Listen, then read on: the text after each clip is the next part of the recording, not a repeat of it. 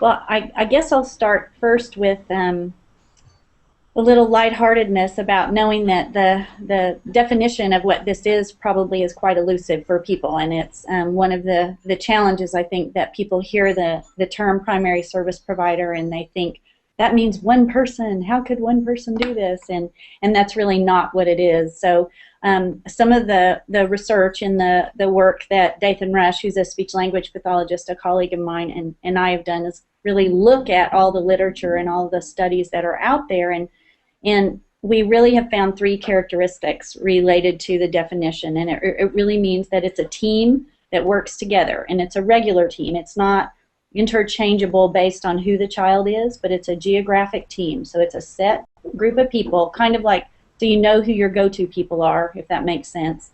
And that team covers a specific geographic area, and that team works together to serve the families or children in that geographic area.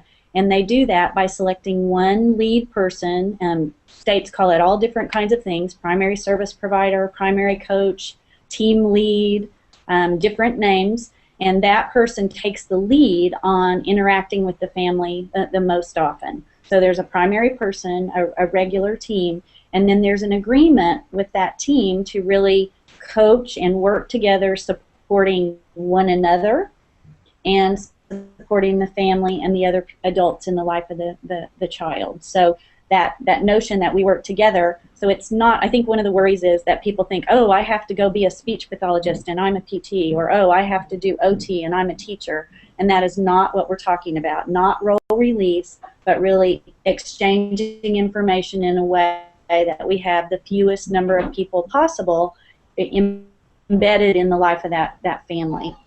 And I think background-wise, there are, from the early 70s, we had some studies and some programs starting out that were looking at the efficiency of selecting a team lead.